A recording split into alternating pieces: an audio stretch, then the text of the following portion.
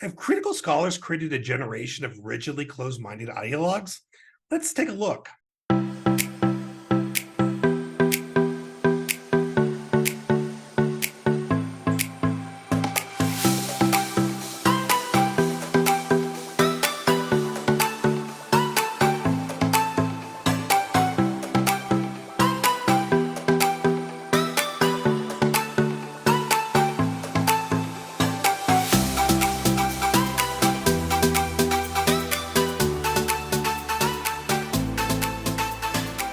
As an introduction to this episode and the next, I want to just give a little bit of a background of where I came from and give you an idea of kind of my belief system and just where I'm approaching things. I was not raised an evangelical or in any type of fundamentalist church. I was raised as a Catholic, 12 years Catholic school. I was an altar boy. From I'm not sure how many of you are familiar with the Catholic upbringing. This is kind of Southern California, 80s, 90s Catholic upbringing, kind of liberal in general. From my time and those 12 years, I could tell you about, the nativity and the baptismal story, Stations of Cross from the Passion, although we would never use the term Passion, the Last Supper, which is part of, Catholic Mass, as well as the Nicene Creed. Names of kind of the central disciples: Peter, John, James, and maybe Andrew, obviously Mary Magdalene, Mary the mother of Jesus obviously is big with Catholics. The names of the evangelists I knew, Matthew, Mark, Luke, and John, obviously, although I couldn't tell you anything about them. I couldn't tell you who they were. This is after 12 years and being an altar boy. And by the way, I did well in school. This is not like I was like bottom of my class. I don't think hardly any of my Catholic classmates could tell you a thing about who the evangelists were. I mean, we knew like a name like John was matching one of Jesus' apostles. I don't know how many knew for sure that was supposed to be the same John or not. Catholics didn't really, reinforce that into the students, at least when I was being brought up. And we knew about Paul, who we called Saint Paul, and we knew kind of like how he had helped shape a lot of church doctrine. But we didn't really have a good idea of where he fit in historically. We knew about the road to Damascus story. That's a very famous one. Although I couldn't tell you where that would have been found in the New Testament. I wouldn't tell you, oh, well, that's in Acts of the Apostles or any particular epistle of Paul's. In fact, the different Pauline epistles, when someone would read from the book of Corinthians or the book of Romans, I didn't actually know that those were Pauline epistles. I mean, I might have thought about that at one point, but that's not the way that kind of in Catholic school it's presented, and certainly not emphasized. It's just not a big deal. So, and it's not surprising, right? Because I was born within 10 years of Vatican II. So within 10 years of my birth, Catholic Mass was being said in a dead language, Latin. And so I didn't have a lot of kind of just background history on New Testament documents and what was really going on. I had no idea the New Testament was written in Greek. I assumed it was written in Latin and Hebrew. That just would have kind of made sense to me. And maybe I didn't pay attention closely enough, but like I said, I mean, I did pretty well in school, and this is just after 12 years of Catholic school, just not really emphasized. So I was coming from a standpoint of like, okay, I knew who these figures were. I regarded, the stories that would be read in Mass as, generally kind of mythologized. What I think I described this after 12 years of Catholic school. I wasn't an atheist, but I just saw Jesus as, a figure that was largely mythologized. If that makes sense, like the stories you would hear were mythologized stories, and you're trying to get the kind of the central point of like morality and the fundamental character of Jesus and knowing who he is. But I didn't understand like the underlying evidence for these stories, where they, how old they were. I just regarded them as kind of oral traditions that had been highly mythologized over time. And why not, right? Because you would see one thing we knew in the New Testament documents, you'd see all these descriptions of miracles, and I didn't really regard those as historical. So a lot of the stuff I just said, like, look, there might be some kernels of truth here and there, but these are oral traditions passed on for God knows how long. They were finally written down, but there's no really basis to conclude that the underlying stories were based on strong evidence. And that's just kind of my belief system was formed, just how things were, and this is just the way I was raised, and no one tried to pound these thoughts in my head, but that's just kind of how things were regarded, and I was happy with that. I didn't need to have a like this being the stories I'm hearing being like, okay, these are like almost like videotape descriptions of what happened. It was fine that it was oral history, and I regarded it as that's what it was, and I was happy about that. So another thing about me in general is I'm a general kind of skeptical person. With people making claims, I usually try to push back and try to drill down. I've just certainly, as the older I've gotten, the more skeptical I've gotten. But even when I was younger, I was always skeptical and trying to get to the source of where claims are coming from. Part of that too is I did go to law school and I'm a lawyer, so I have a general understanding of how probing for information works, and applying, so with lawyers, we apply logical reasoning, trying to get to whether stories make sense, things like that. That's just the general background of who I am. I'm still skeptical of many issues today, but something has changed probably in the last 12 years or so, and that has to do with just kind of my conclusions about like the underlying evidence for the stories you see in the New Testament. And that's kind of been flipped on its head. Whereas previously, I just assumed that things were not historically reliable. They were just the product of oral tradition that was finally written down. I now regard them as much more likely to be historical. And I'm putting aside miracle stories for now. I don't want to even get into stories about, whether or not someone believes in the resurrection or specific miracles that Jesus was supposed to perform. I think that's something that really is not, it's a little bit beyond a strict historical analysis. So I actually agree with the many kind of agnostics or skeptics about religious claims when it comes to things like that. I think that does take a combination of looking at evidence and where your kind of faith belief leads you, which is totally fine. I would never try to prove a miracle using the evidence we have from a historical basis, but just looking at the underlying stories themselves and movements and things that were said, I actually have completely kind of come around to a totally different view. And ironically, this person's most responsible for making me think that the stories have more evidentiary basis for historicity is none other than Bart Ehrman. And that's obviously kind of funny because Bart Ehrman is now kind of not only a skeptic, I'd almost call him like a radical skeptic of claims made in the New Testament. He is kind of avowedly very agnostic. I don't really think atheist. And for him was a complete turnaround because he was, as best I can tell, much closer to like a fundamentalist Christian through his upbringing.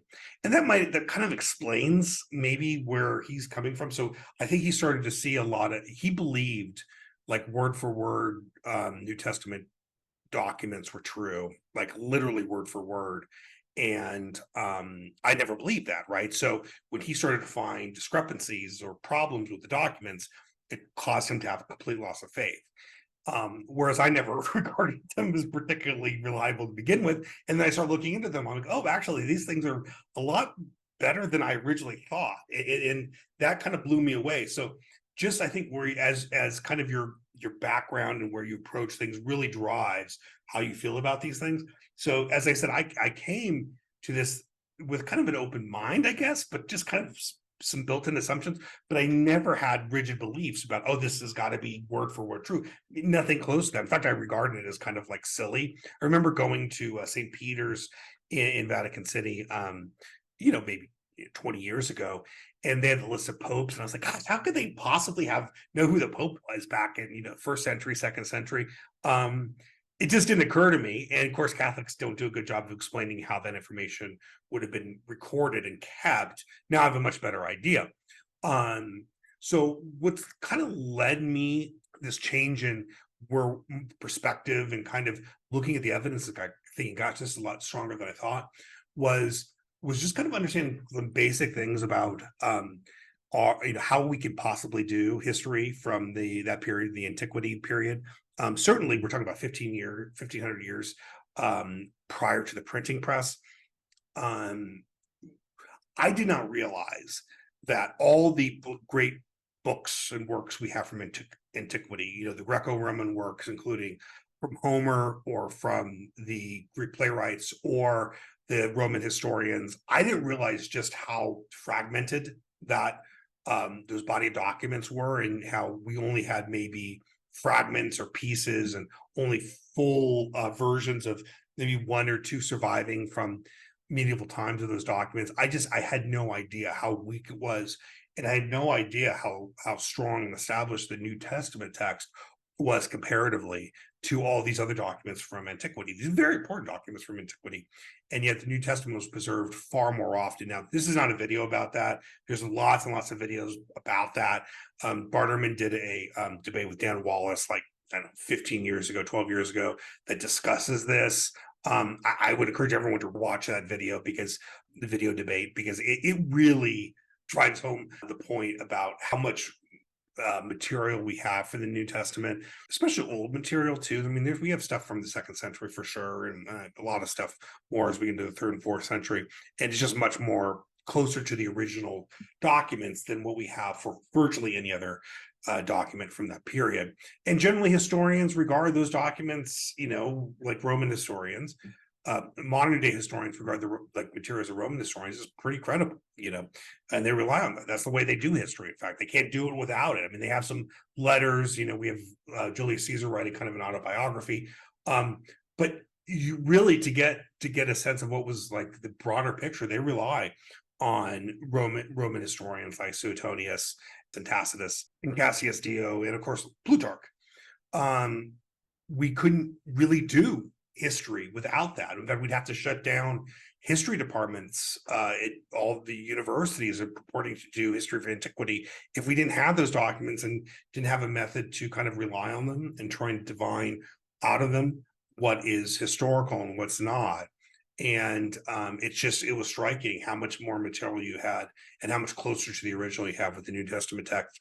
I also had no idea, really, and this answered a ton of questions about all the other materials, writings from, let's say, early church figures, what they call the patristic evidence, that were outside the New Testament. These are things written starting kind of the end of the 1st century and then going through, well into through the 2nd, and then all the way up to like the early 4th century with Eusebius, who was a church historian appointed by Constantine. So I didn't realize that all this other material existed, and it really provides a lot more context and background and gives you, it creates mysteries and there's conflicting information, but it answers a lot of questions and gives a lot of support. So those were just things I didn't really realize, and it gave me a fresh perspective on a lot of this. So then I started to look just generally critical scholarship of the New Testament. I think it's been vital. For almost 200 years now, basically, starting with the Germans, the scholars have just torn apart the New Testament, like word for word, drilling down. Certainly the early part of critical scholarship, the thinking was, the assumption was, all this stuff is fake, it's not true, and we're going to prove it's not true. Over time, it's become harder and harder to make sweeping claims that the material in the New Testament is non-accurate, and indeed, now you see critical scholars making far more limited claims and trying to point out contradictions in the New Testament documents as evidence for the documents not being reliable. I mean, I think to a certain extent, like the purpose of a critical scholar is at this point is almost like to one up another with their claim to say, oh, well, this is my proof of how I'm able to demonstrate this is not reliable, underlyingly reliable. So on the one hand, I think critical scholarship has been absolutely vital, and it's subjected the New Testament documents to more scrutiny than any documents in history. On the other hand, I think it has created this kind of competition to try to prove that they have master to disprove the truth of the New Testament, and found all these like glaring contradictions.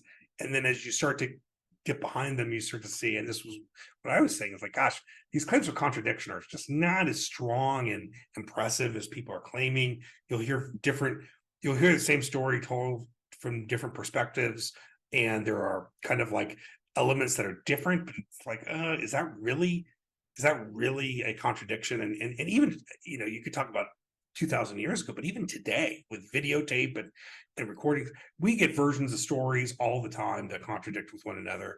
And like an example would be when right around January 6th, when Trump was supposedly in this limo, and he he tried to reach for the steering wheel through this Secret Service, and then there was a pushback on that. And look, God knows what really happened there. I'm sure there's like a gist of like truth about that situation, but it's probably the actual stories were not right on point. And it gives you a gist of like something happened there, something happened, but you might not have the actual true story of what happened. And I could go into many examples. Right now it's not the time to do that. But I just became less and less impressed with some of the arguments that are being made by critical scholars.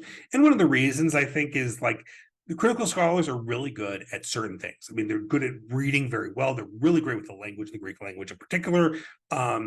And they're good at kind of teasing out what's there, finding similarities. Where they're not particularly good, what I've noticed, and this is coming from my lawyer background, is they're not good with the analytical and logical reasoning side. They make a lot of arguments that don't kind of adhere to tenets of logic. So you hear critical scholars, in order to kind of like prove their cases in different circumstances about why this is an utter contradiction, or this doesn't, this proves that so and so didn't know so and so. This proves the story is false. They rely and they employ, we'll see like logical fallacies. You'll see straw manning quite a bit, red herring quite a bit, a lot of like tautological or circular arguments. You'll see the ecological fallacy, where general attributes of a population are used to like prove that a member of that population could or could not have done something.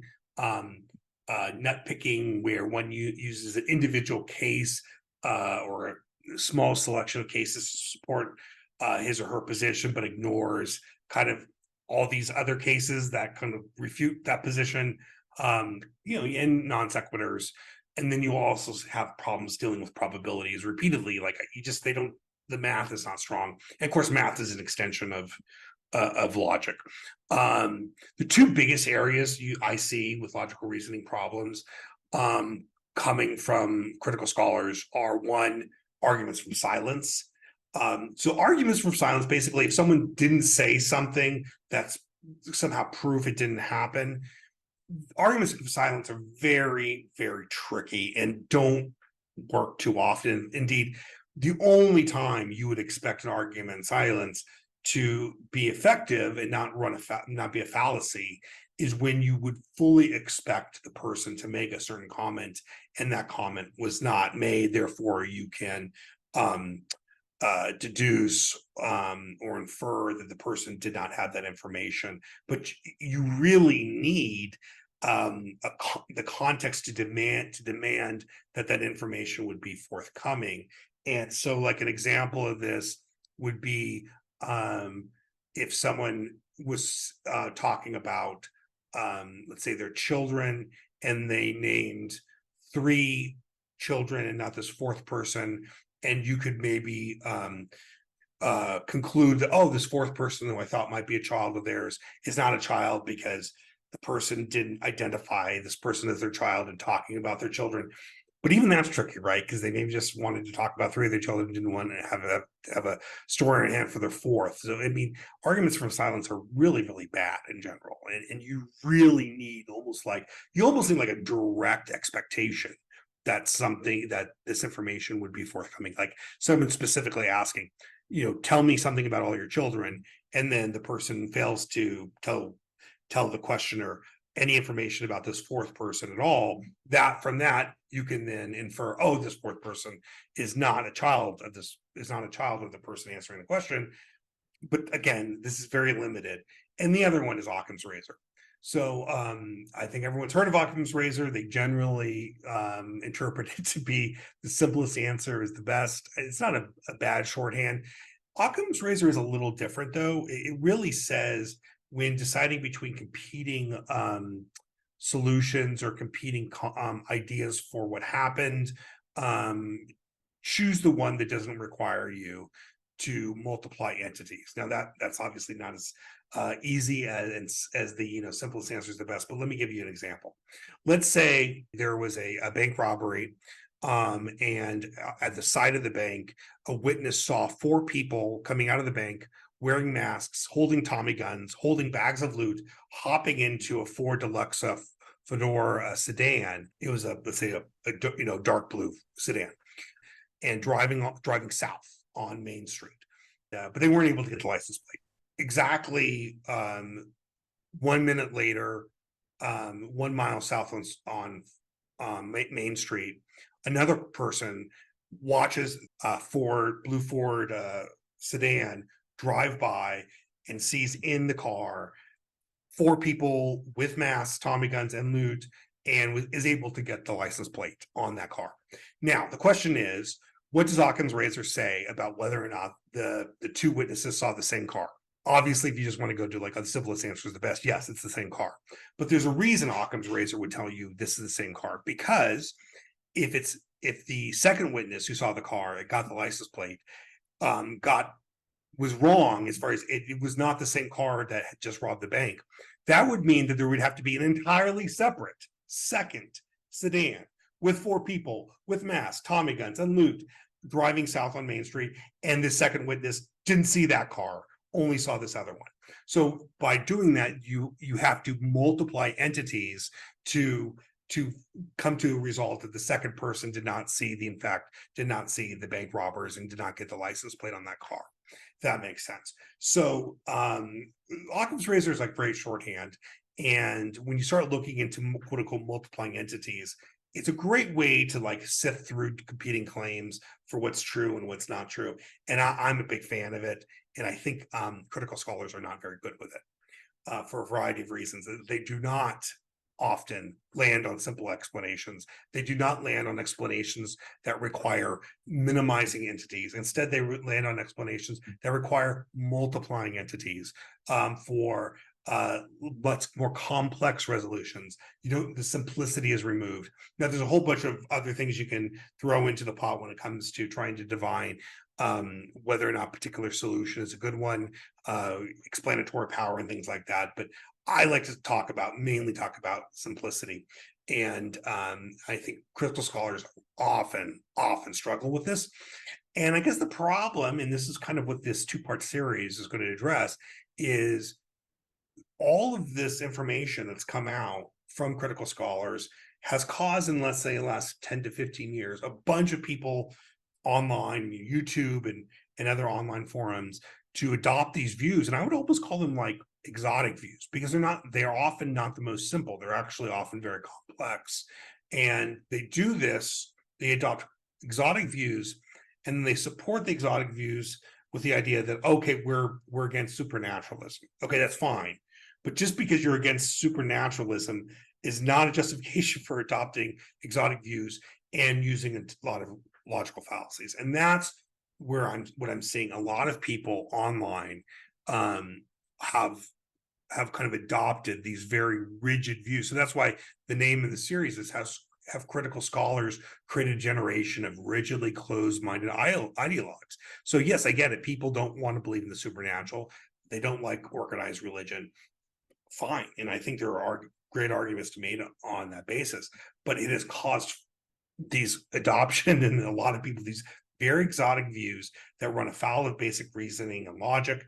They almost actually would, if you use the views, it would cause us to lose history as an academic discipline. You can't do history adopting the views that a lot of these people online have, and a lot of that, I think, is attributable to critical scholarship, which is very unique when it comes to biblical scholarship, and you do not see kind of like general historians from antiquity adopting these like very critical. Oh, would almost argue were like ultra critical, hyper skeptical approaches to material that you see with biblical scholarship. It's just a very different kind of approach to things. So this two-part series is going to address a lot of this. I want to start with a presentation that I saw a few years back made by a British New Testament historian named Peter J. Williams, clearly a Christian, clearly doing apologetics. So I think that you should see the motives first, and I don't want to hide those.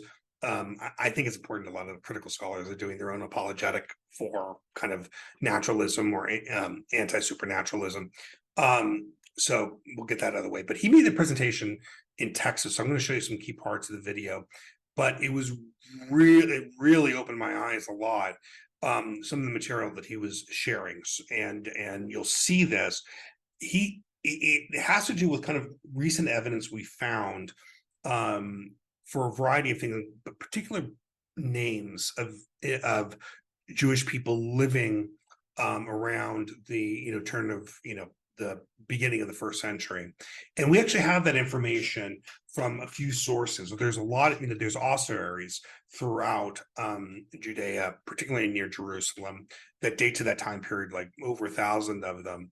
And those ossuaries have the names of the people who, different family members. So there's like, many, over 1,000 names of people living from that time. So you could kind of see what the common names were in that period. We also have from the Dead Sea Scrolls lots of materials to the names of different people. And then we have the writings of people like Josephus and Philo. And that from that and other information, we've collected a lot of knowledge about what people were named, Jewish names in Palestine area, and then outside of Palestine area where the diaspora happened. Particularly in Egypt, where lots of Jews lived at the time, and what their names were and how different those names were compared to the names of people who lived in Judea. So I'm going to kind of let him present this evidence, and then I want to get into arguments he makes for it, and then there's a debate he does with Bart Ehrman, and Bart's response, and what I consider wholly inadequate response to this information. I almost call biased if you're coming from the standpoint of a critical historian. Because that raises a question as to how familiar they were with the land that they're talking about.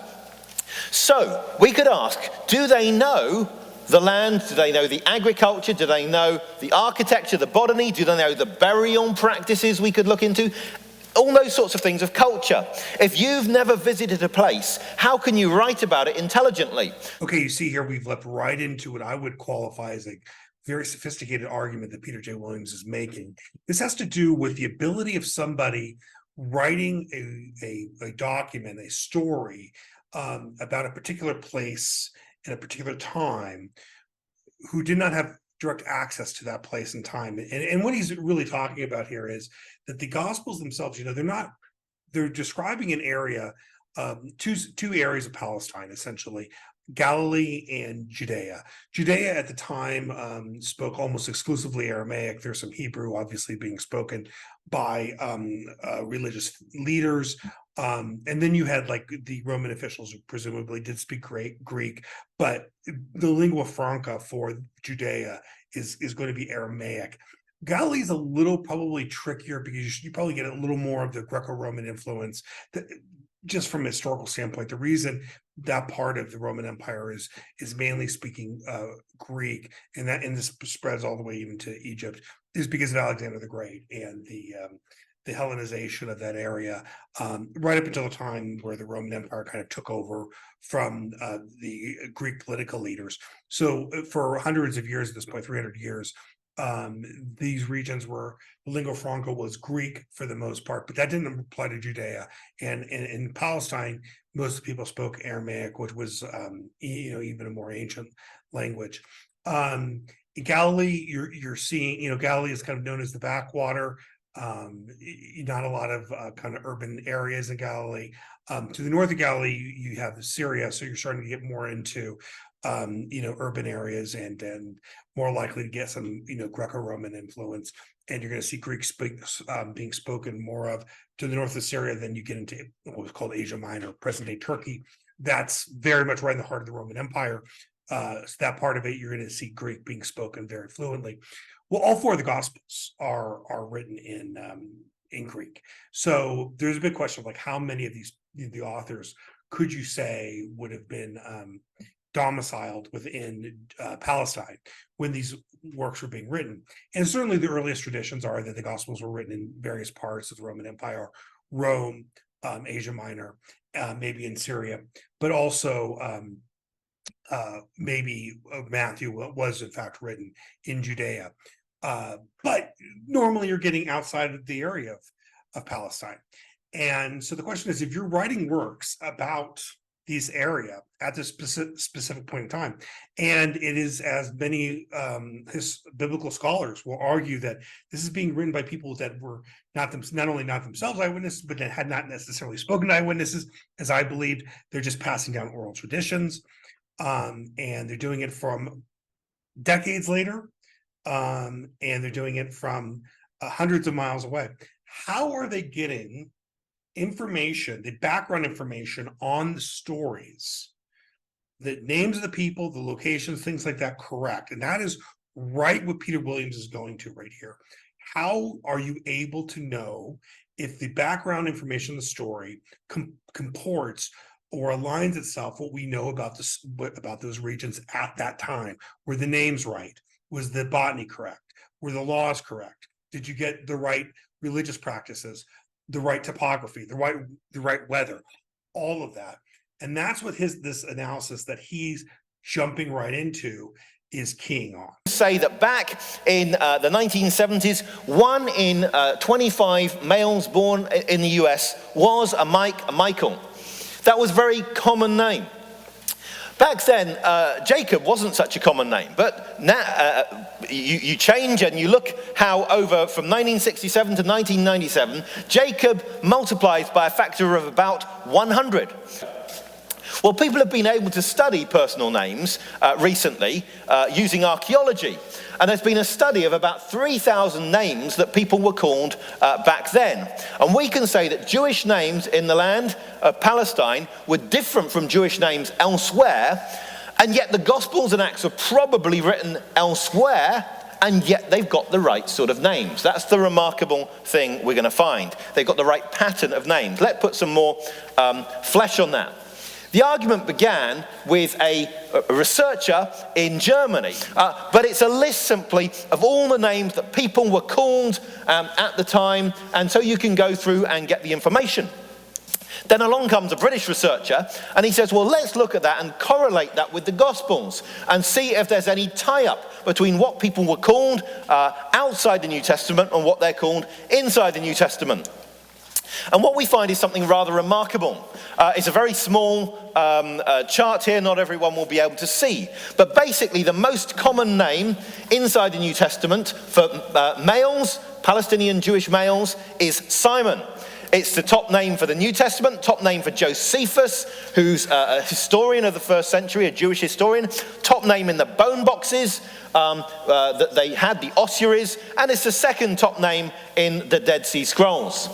We take the second name in the New Testament. It's Joseph, the second most common name, second most common also in Josephus and in the bone boxes. It's the most common one in the Dead Sea Scrolls. We see a significant correlation.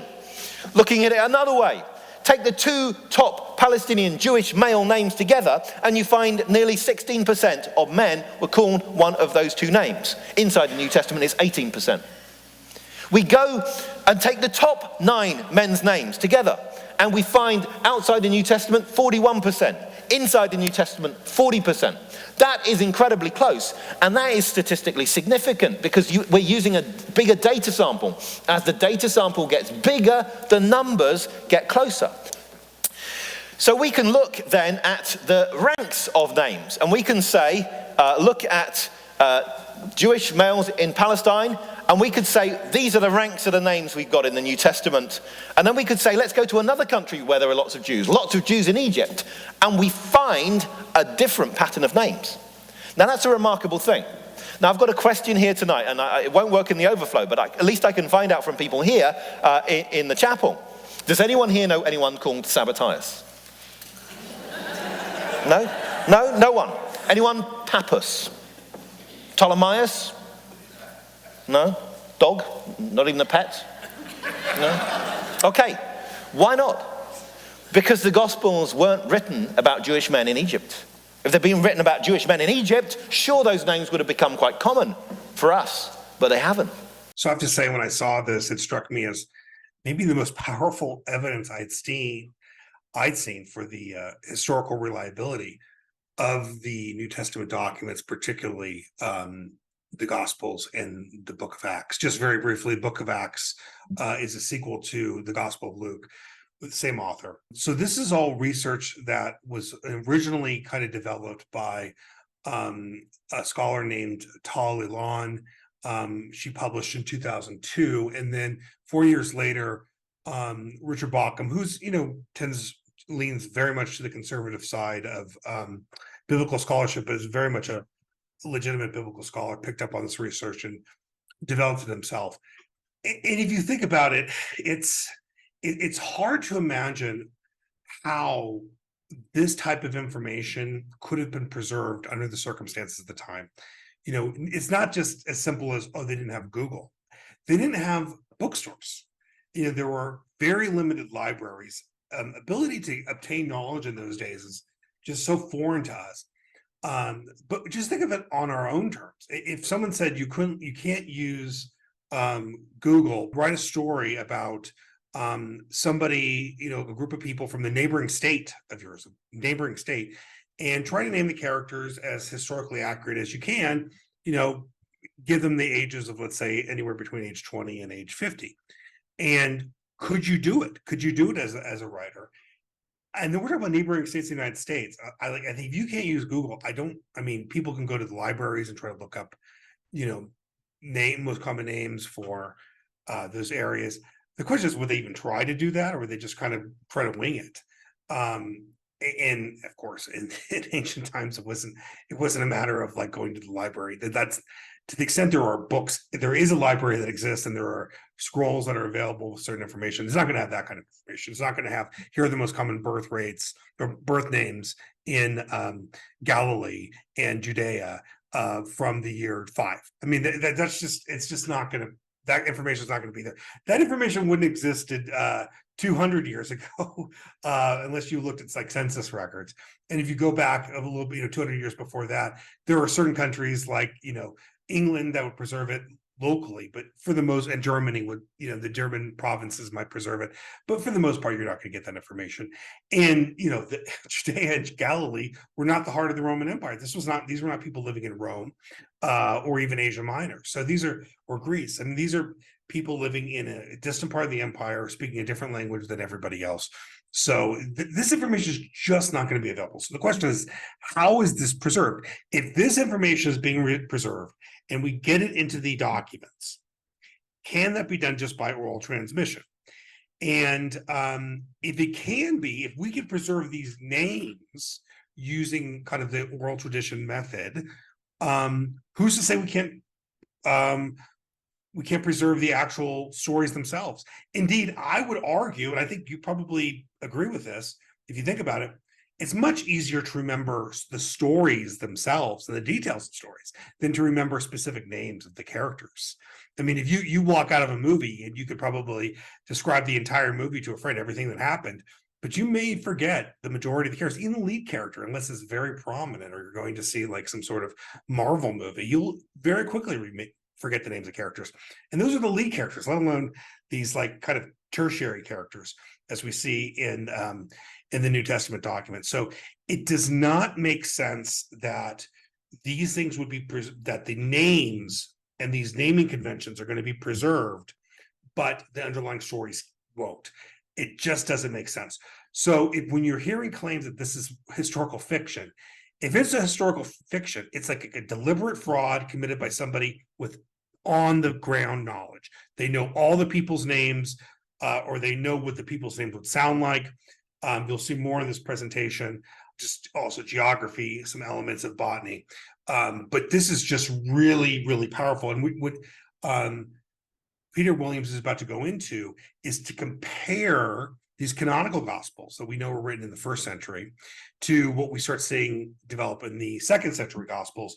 Are they able to preserve this information? And spoiler alert, no, they are not. Now I want to take this idea a little bit further. Now you've all heard, I'm sure, about apocryphal gospels, and people have said, hey, what about having some other gospels in the Bible? Well, let's just look at how they do on other names. So the Gospel of Thomas, one of the most popular ones that people talk about. And you look at how does it do with Palestinian Jewish names? You know, not very well. The main character is called Didymus Judas Thomas, which means twin, Judas twin, which is just not the sort of name people were called back then. You could look at another gospel, the Gospel of Mary. It doesn't even call Jesus Jesus, it just calls him the Savior.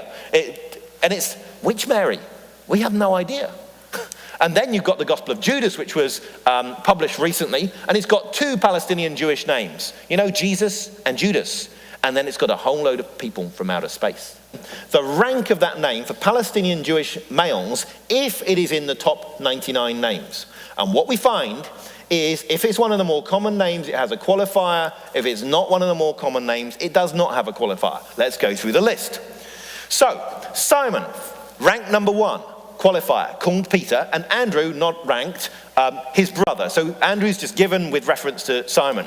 James, high ranking, 11. The son of Zebedee, and John, rank 5, his brother.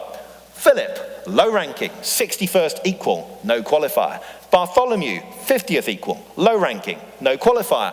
Thomas, not even in the top 99, low ranking, no qualifier. And Matthew, high up, rank number 9, qualifier, the tax collector. James, high ranking, 11th, the son of Alphaeus. And Thaddeus, 39th equal, low ranking, no qualifier. Simon, rank number 1, the Cananean. Judas, rank number 4, Iscariot, who also betrayed him. Now I know there are other things going on with that list as well. But the point is this, these statistics have only been known since 2003. You see, and what we're finding is a correlation between that list of ancient names and statistics that have only been known recently. But it doesn't just work with lists, it also works with dialogue. Now, one of the things about the name John is it's actually quite a common name, rank number 5. So when Herod wants to say about Jesus that he thinks he's John the Baptist, come back from the dead, he cannot simply say to his servants, this is John, because his servants would have said, which John? We've got several Johns that work in the palace, that it doesn't really help us. So he says, this is John the Baptist. Then the narrator continues, so Herod sees John. Now the narrator doesn't need to give a further qualification because the narrative makes it quite clear which John we're talking about. The narrator goes on, and so John said. But when Herodias' daughter wants the head of John the Baptist, she can't just say, give me John's head. She might have got the head of the wrong John. So she says, give me the head of John the Baptist. Yeah? And then the narrator immediately continues, and so he sent and beheaded John. Now you see the way it's distinguishing the way the narrator speaks from the way the characters in the narrative speak. So one of the things that we would expect to be the case is if people were writing stories a long way away, they're not going to know the names of places. Well, look at the names of places we get in the 4 Gospels. The most common town name is Jerusalem, the capital city. The second most common is Nazareth, the town associated with Jesus. But it's not just that you have those 2 known, you also have some quite obscure villages known. Places like Bethphage, a little village near Jerusalem. You get Chorazin, known up in Galilee. Well, the question is this. How would someone in Syria, in Turkey, in Greece, in Italy, in Egypt, know about the names of those villages? I mean, I just can't think how they would know. In Rome, probably the best place to go to a bookshop. Well, if you went and bought a book about geography, it would tell you about the great places on earth to go and see before you die. which didn't include Bethphage, which didn't include Chorazin, you see?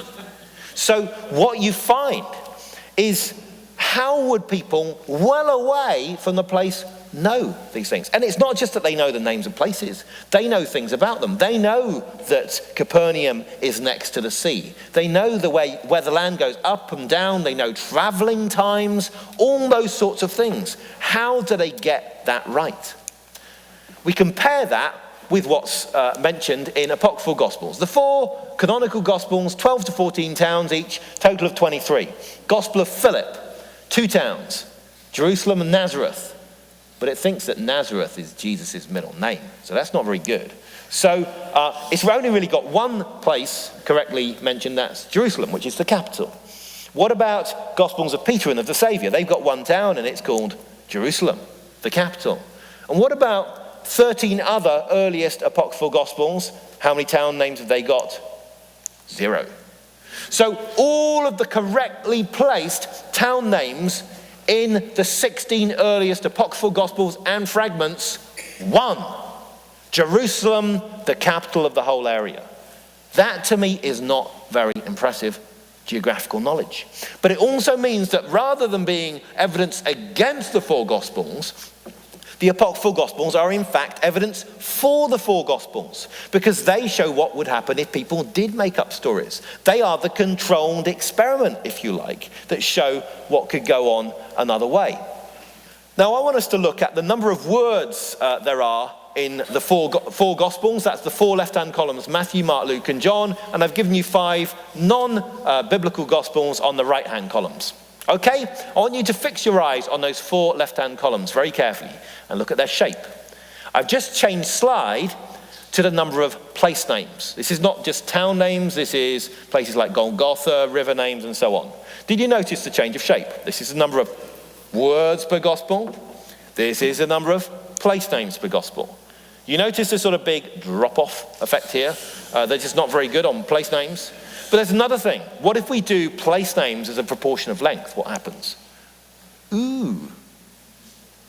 We find that all 4 Gospels have an amazing evenness of place name mentions. I began looking at this in an English version, had someone do a bit of research for me, and I said to her, I have a suspicion that place names occur more in the 4 canonical Gospels than in the other ones. Could you go and look at it? So she worked on an English translation, English Standard Version. She found that the 4 canonical Gospels, between 4.6 and 4.9 place names per 1,000 words. That was what you wanted to know tonight, wasn't it?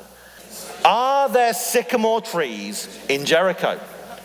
The answer is, you bet.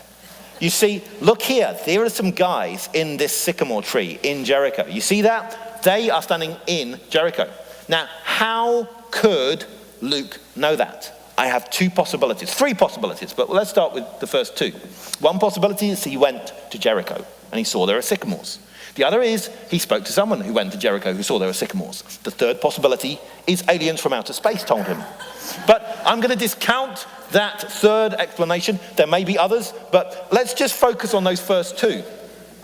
Those first 2 seem to me the most worthy of consideration. What we've got is, this is the sort of thing that people who've been to the place know. So Peter now in this last series of clips has expanded upon the original point about the uniqueness of the names and how they got that correct, and how difficult it would be and unlikely, improbable it would be to get those names correct unless you had hands-on information from that time and that place. The next point he makes is a great corollary, which is how the common names are the ones that get descriptors. Mary from Magdala, John the son of Zebedee, because John's a common name. Simon, the one they call Peter, because Simon is a common name. So on and so forth. Peter follows that up with the analysis of geography. Now, this is not really a new discovery. The issue of how close the gospel writers were to the actual geography they're describing has been the subject of much scholarly debate and many books. But what Peter is pointing out is that the gospel writers are actually getting the names of places correct in the area. Now, there's debate about how they situate these towns. This is very difficult because, these are not people who would be orienting themselves based upon maps. They're orienting themselves based upon how they travel and walk to places. And this is something, if you're a little bit older and you ever learned to drive around before the era of Google Maps, you may have learned different routes in your local neighborhood, the fastest way to get to here or there. And then when Google Maps comes around, you figure out that, wow, actually these routes that I was using were not necessarily the shortest, or they didn't actually take you in the precise direction you thought you were going. So obviously in this time period, people did not have maps to travel, or at least to the extent they had maps, they were very crude maps. They're not based upon satellite imagery, and they were not actually based upon all kinds of measurements being taken by experts to create these maps. So the fact that the gospel writers are that close indicates they were there, or they spoke to someone who was there, and they had a really good idea of where these places were relative to one another. And then finally, just some issues on botany and just what kinds of plants are in what places, and what type of year you might have green grass as opposed to yellow grass. And this is another thing they get right. It's just something that's highly improbable you would ever get close to right if you didn't have eyes on the scene, direct information. Okay, so now we're going to switch to a debate that Peter J. Williams is having with Bart Ehrman on the Unbelievable podcast, which is a tremendous podcast. I encourage everyone to either watch it on YouTube or listen to it on their favorite podcast platform.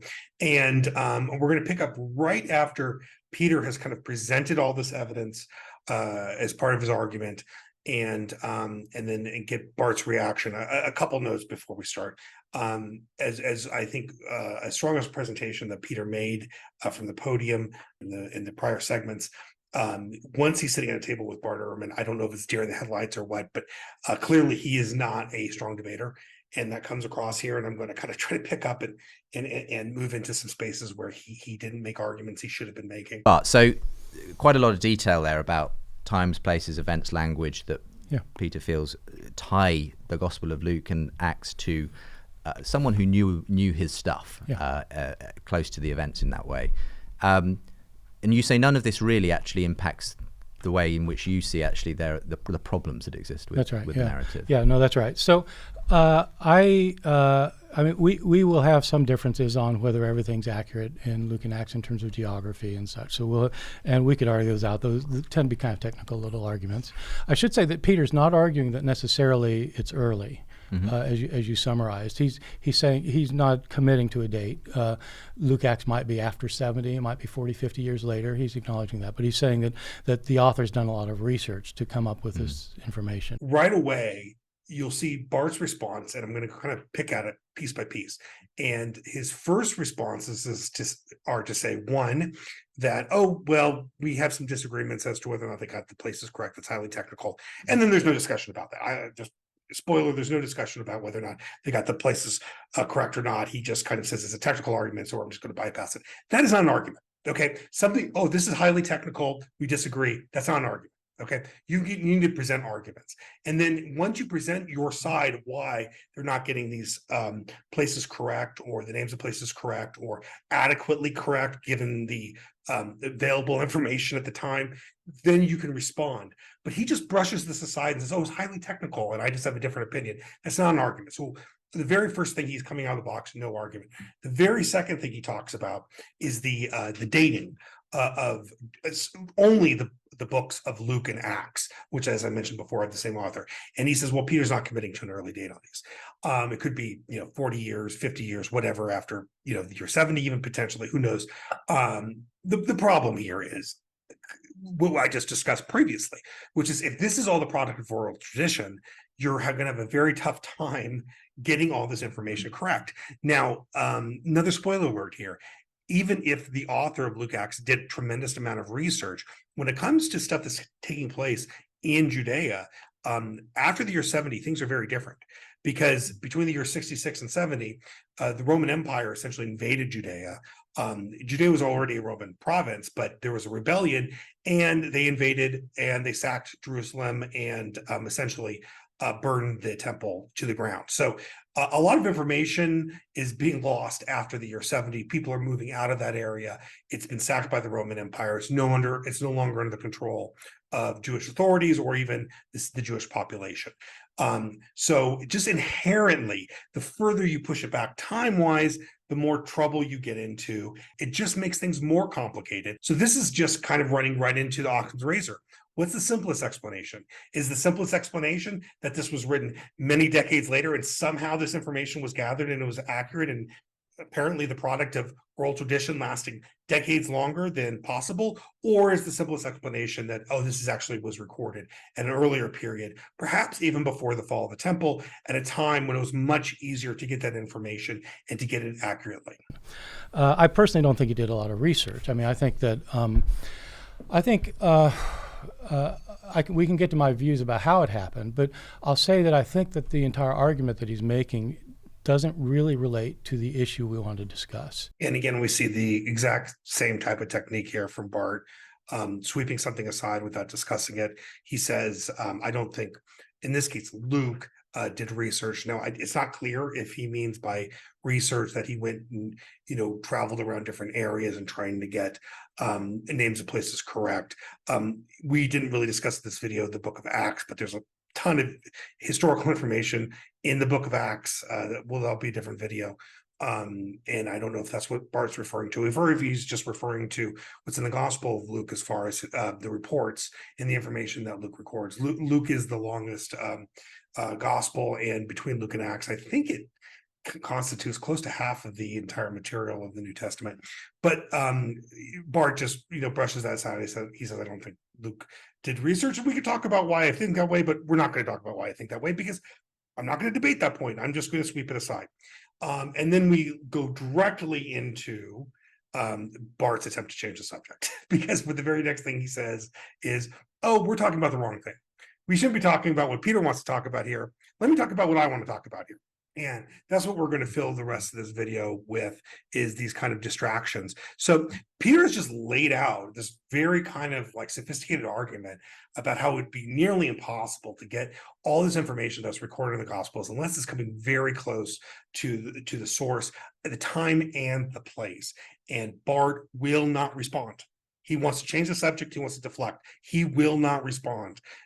We need to take note of that. It's a tactic that a biblical scholar should not be using under these circumstances. If he wants to disagree, that's fine. Make an argument why Peter's wrong. Make an argument why this information is not as powerful as what Peter says. Now, Bart's going to come up with an argument here in a few minutes, but it's highly flawed and really still fails to address the problem. So let's continue watching. The reason is because if Luke is accurate in terms of what trees were in Palestine, what customs were followed, what measurements were used, if he knows what cities were there and what the distances were between them, that has no bearing on the question of whether the stories he tells about Jesus are historically right. So Bart says here that even if Luke, and let's talk about, I suppose he would, by extension, the other gospel writers are right about all this background information that's included in the New Testament about time, people's names and places and whatnot, that has no, quote unquote, no bearing on whether or not the stories about Jesus are accurate. Is that remotely close to true? Is it remotely close to true that has no bearing? Just thinking this through, just a simple analogy. If someone comes to a police station and there's an active murder investigation going along, and someone wants to commit or wants to confess to the murder, if the police are at all suspicious that this person is confessing to a crime that he did not commit, there is a tried and true method that the police use to test whether or not this person has an accurate confession, or he's just trying to, kind of aggrandize himself or get police excited about something falsely. And what they do is they walk this person through the crime itself and have this person describe the location, the house. Walk us through the house. Tell us where things are. Tell us what the murder scene looked like. Tell us what different aspects of, what weapon was used, how it was used. Now, some of this is directly on point as far as, okay, this is the center of the story, and I killed a person this way. But a lot of it has to do with just kind of contextual information. How is the house laid out? What was on the walls? Information that would not otherwise be known by someone unless they were in that house. So this is the same type of contextual information that's being provided to us by the Gospels. And Bart here says, it just doesn't matter. Why doesn't it matter? I mean, you have to explain why this information doesn't matter. You can say, oh, there's other information that matters more. But if you're just going to say kind of in summary fashion, oh, this doesn't matter, what you should be looking at is this, you have to make an argument. These are just summary conclusions disguised as arguments. They're not arguments. You can read an article in tomorrow's Guardian, which talks about something that happened in London, and the author can get everything right in terms of the geography and the measurements and the trees, and get everything right about that. But he might be completely wrong about the story he told. We're not talking about whether he's accurate about the customs. We want to know, is the article right? I mean, just as an example. Let me come up with a hypothetical example here. So suppose in 2,000 years, there's a scholar who's heard that there's a story about a debate that took place on this radio show Unbelievable in Westminster.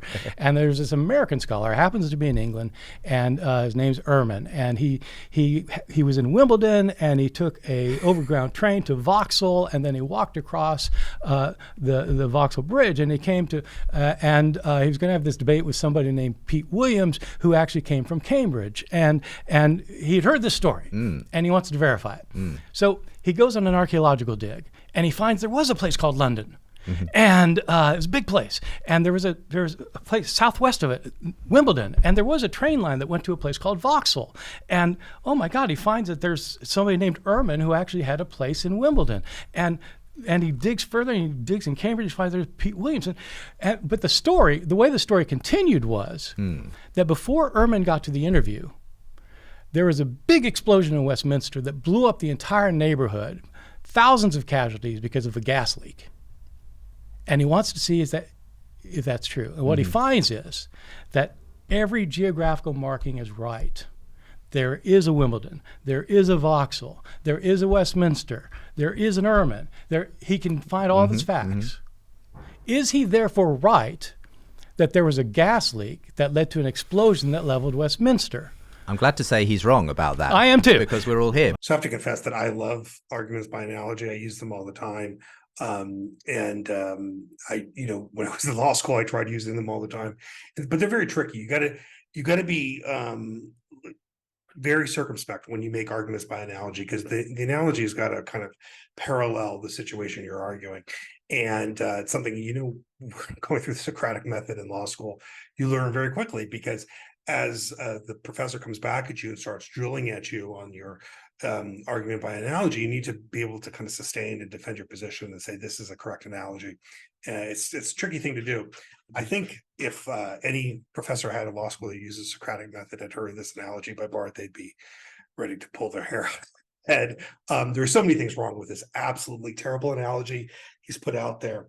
Let's just start from the most basic question. So he's posited an era 2,500 years into the future, and essentially all this background information has been transmitted somehow. We don't know. He doesn't tell us, but let's say by oral tradition or some sort of recording of the accurate state of affairs in London area and Wimbledon area at the time. But the story concludes with some sort of kind of mass casualty event that didn't actually happen. So the very first question one has to ask, and completely missing from Bart's analogy, he doesn't address it at all. I mean, if you're going to make this a serious analogy, you're going to have to explain, where did the background information come from?